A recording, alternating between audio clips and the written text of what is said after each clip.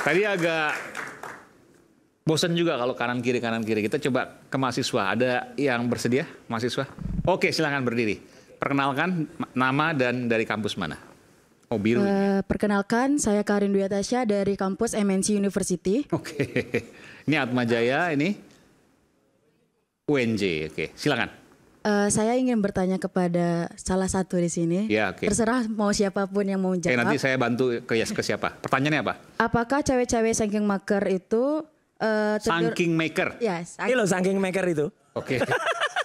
Cewek-cewek saking maker itu, kamu pinter juga bikinnya.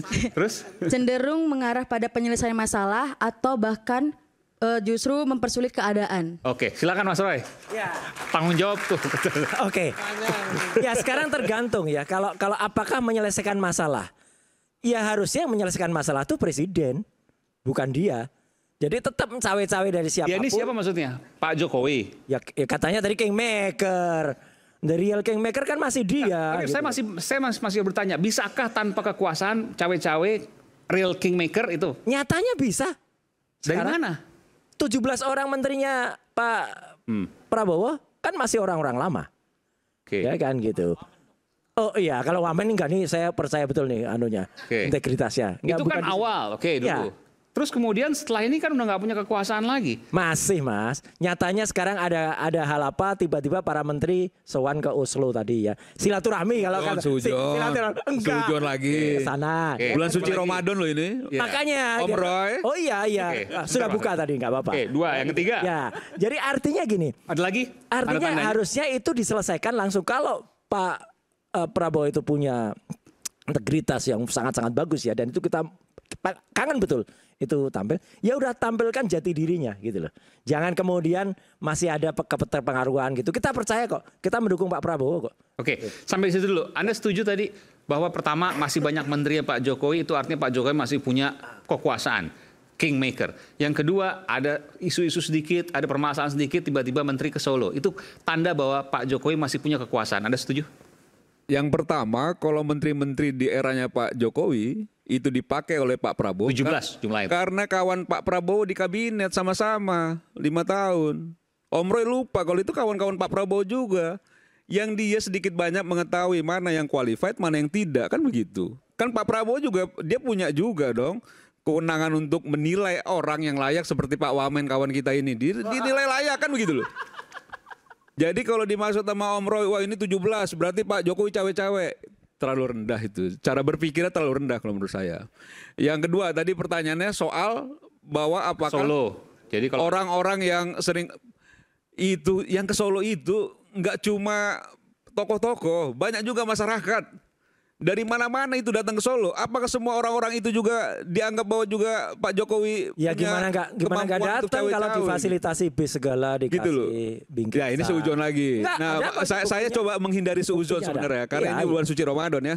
Cuman saya mau ngomong begini, Bung Aiman. tapi oke, dua. Yang artinya kalau seandainya Anda tidak meyakini bahwa kemudian utusan apakah itu dari Pak Jokowi atau bukan yang mengarah kepada kingmaker tadi, Iya. terkait dengan kasus Mas Hasto, Iya. itu nggak mungkin. Itu tidak mungkin. Tidak mungkin, oke? Karena begini ya, ini kan kalau kita runtut ya, bagaimana dinamika yang terjadi saat ini itu tidak lepas kontestasi Pilpres beberapa waktu yang lalu. Ini bicara Pilpres.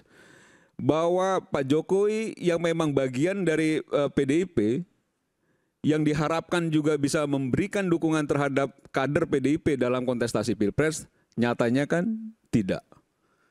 Lalu dalam kontestasi itu ternyata calonnya teman-teman PDIP kalah. Yang disalahkan Pak Jokowi, tidak menyalahkan Pak Prabowo yang menang. Karena karena sebab kekalahan ini dinilai karena ulahnya Pak Jokowi. Itu satu hal. Nah, karena memang berpikir seperti itu, akhirnya serangan-serangan yang sudah berkali-kali ya, Bu Aiman, ini bukannya cuma 1-2 kali ya. Serangan-serangan terhadap Pak Jokowi yang berkali-kali ini kan memang cenderung bisa dilihat bahwa itu serangan-serangan yang datang dari orang yang merasa sakit hati ketika memang orang yang disukai, orang yang dicintai ternyata mematahkan hatinya, kan begitu. Dalam kontestasi kemarin. Nah, bicara soal Pak Jokowi cawe-cawe, Pak Jokowi mengirim utusan. Nah, ketika kemarin bicara dalam konferensi pers di depan publik disampaikan oleh DS misalnya, ya, kawannya Bung Noel, terus kawan kan, disampaikan dengan gagah berani, dengan terang benderang, bahwa ada utusan yang memang menyampaikan pesan terkait dua hal setidaknya.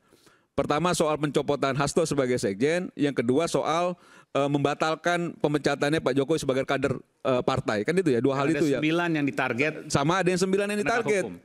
Nah, bicara 9 ditarget saja, tadi kalau saya diskusi kecil-kecil gitu sama Yudi, ya kalau memang 9 ini tidak punya masalahnya nggak usah was-was sebenarnya. Biasa aja.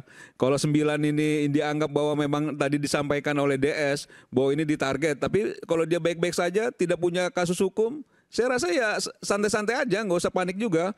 Nah, ketika dia bicara menyampaikan ada utusan dan tidak juga menyebut siapa utusannya, dan sekarang ini mengklarifikasi berkali-kali, itu secara psikologis itu kita melihatnya bahwa ini adalah sesuatu yang memang sudah downgrade nih. Bahwa yang tadinya dia sampaikan dengan gagah berani bahwa memang ini ada utusan, menyampaikan bahwa Pak Jokowi begini, sekarang menyampaikan, oh kita nggak bilang ini utusannya Pak Jokowi, tapi kita hanya menyampaikan itu ada utusan. Nah, bicara soal komunikasi dan bicara soal psikologis, itu sudah terlihat bahwa memang sudah mulai posisi tawarnya mulai turun itu. Bahwa memang sebenarnya Pak Jokowi tidak melakukan itu, kan begitu. Dan kalau misalnya bicara soal cawe-cawe, apa sih yang mau dicawe-cawe orang yang pensiun?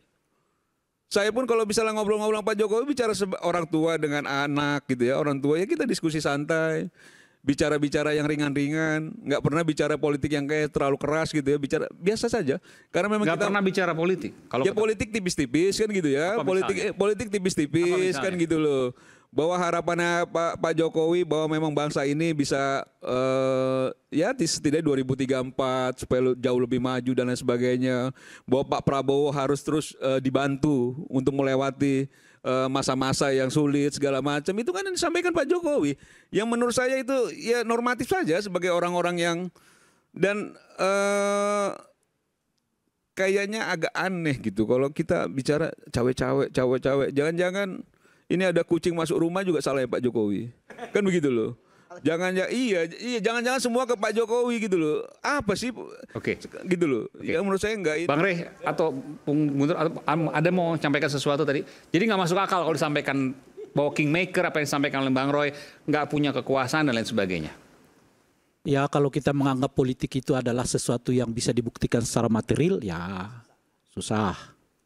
Pengaruh itu kan tidak bisa dibuktikan secara material kalau pengaruh itu. Itu satu. Nah yang kedua, kata-kata cawe-cawe itu kan dipopulerkan oleh Pak Jokowi sendiri. Ketika kita ingat dulu tuh waktu mau menjelang Pilpres, Pak Jokowi mengatakan, oh saya tidak mungkin tidak cawe-cawe, kira-kira begitulah ya kan. Alias akan ikut terlibat di dalam proses Pilpres 2024. Nah setelah itulah istilah cawe-cawe ini kemudian menjadi istilah umum yang menunjukkan bahwa keterlibatan seseorang dalam sebuah peristiwa. Entah ia bagian dari peristiwa itu atau ia, kalau cawe-cawe ini kelihatan dia di luar peristiwa itu sebetulnya gitu. Tapi dia ingin ikut terlibat untuk menentukannya gitu. Nah kalau kemudian orang mengatakan bahwa apakah Pak Jokowi cawe-cawe atau tidak gitu, itu yang saya sebut. Kalau Anda mau membuktikan seperti kita membuktikan dalam proses hukum, ya nggak mungkin. Tapi Anda bukan seorang politisi. Tapi kan banyak juga pertanyaan, kan udah nggak menjabat, nggak punya siapa-siapa, TNI Polri bukan di bawahnya, kok bisa cawe-cawe? Itulah kenaifan itu. Gimana jawabannya itu? Itu artinya kawan itu baru lulus SMA. Oke. Itu kira-kira tuh. Lulus SMA, terlibat dalam dunia politik, yang ia menganggap bahwa yang disebut dengan terlibat itu adalah tangannya kelihatan, kakinya kelihatan melangkah. Gitu. Nah itu yang disebut dengan terlibat. Banyak peristiwa politik itu yang kita nggak tahu siapa main di belakangnya. Jadi maksudnya apa? Kenapa bisa, kalau kan logikanya harus dijelaskan, kenapa bisa mengendalikan padahal sudah tidak di kekuasaan? Banyak rahasia yang dipegang misalnya, atau apa misalnya, atau Ya apa? kita nggak tahu apa yang ini terjadi. Kan saya cuma ditanya apakah mungkin Pak Jokowi cawe-cawe? Sangat mungkin. Bagaimana membuktikannya itu? Kalau Anda minta seperti kita membuktikan dalam proses pidana, ya nggak mungkin. Itu yang saya sebut. Tapi setidaknya ya kalau kita merujuk kepada misalnya Pilpres 2024 yang lalu, intensitas Pak Jokowi yang begitu tinggi ketika membagikan bansos itu, meskipun tidak dinyatakan oleh MK sebagai sesuatu yang menjadi sebab kenaikan suaranya Pak Prabowo, tapi ingat ada catatan MK di situ.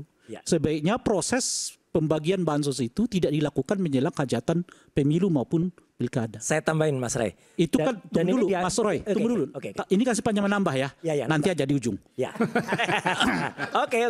Ya, jadi kalau MK artinya mengatakan bahwa proses pembagian bansos itu punya efektivitas terhadap kenaikan elektabilitas seseorang meskipun tidak bisa dibuktikan secara material. Kan kausalitasnya nggak bisa dibuktikan. Tindakan saya membuat Mas Roy itu senang, kan nggak bisa saya buktikan. Gimana membuktikannya? Karena saya menyanyikan lagu ini, tiba-tiba kawan-kawan mahasiswa merasa senang. Nggak ada itu alat penyambungnya yang bisa kelihatan.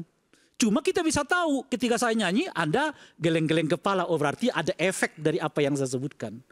Jadi ketika bansos itu dilakukan, dibagi-bagi sedemikian rupa, tingkat kepuasan kepada Pak Jokowi stabil, dan itu bisa saja berimbas kepada orang yang di-endorse oleh beliau.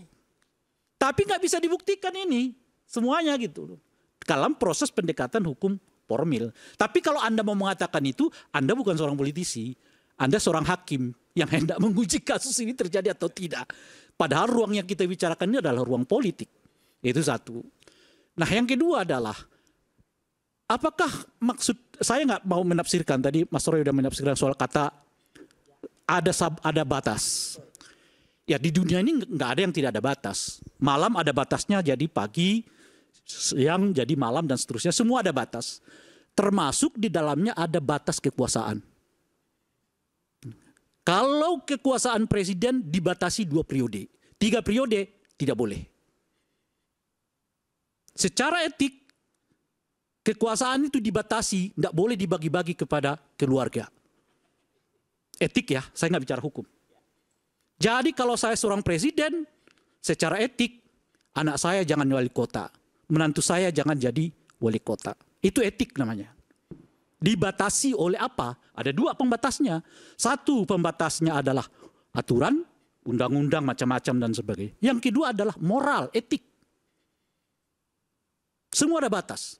Jadi Pak Jokowi betul, kesabaran ada batasnya, tapi ambisi juga ada batasnya. Kalau ia tidak dibatasi oleh aturan, ia dibatasi oleh pandangan moral kita, sikap moral kita, sikap etik kita. Kalau ada mungkin di dalam bahasa Ramadannya dibatasi oleh perspektif akhlakul karimah kita. Bahwa saya sudah berkali-kali mengatakan bahwa di dalam forum ini saya tidak menaikkan kaki bukan karena Bung Aiman melarang, tapi itu perspektif yang disebut dengan etik itu tadi. Maka oleh karena itulah Pak Jokowi saya ingatkan dahulu, meskipun MK sudah membatalkan pasal soal dinasti politik, alias boleh secara aturan, tapi Anda sebagai Presiden Republik Indonesia harus memberi contoh bagaimana etika berdemokrasi ditegakkan. Salah satunya adalah jangan sampai anakmu ikut terlibat di pilkada. Kalau Anda menjabat sebagai Presiden, jangan sampai menantimu ikut menjadi calon wali kota. Kalau Anda jadi Presiden, apalagi kemudian jadi calon Presiden. Kalau Anda jadi Presiden dan Anda warawiri kemana-mana membagikan bansos. Itu ada batas Pak Presiden, itu ada batas Pak Jokowi. Terima kasih. Oke. Satu Mas Aiman. Saya berikan kesempatan nanti pada saat closing statement sekalian. Gak apa-apa, sedikit aja. Jadi artinya nggak usah cari bukti gampang. Pak Prabowo sendiri sudah mengatakan bahwa terima kasih menjadi presiden karena bantuan Jokowi. Udah, itu udah bukti. Kalau Ya ada cawe-cawenya kan masuk tuh barang. nanti saya sekaligus juga closing statement untuk kemudian menjawab Mas Roy Suryo nanti. Sesaat lagi tetap bersama kami di Rakyat Bersuara.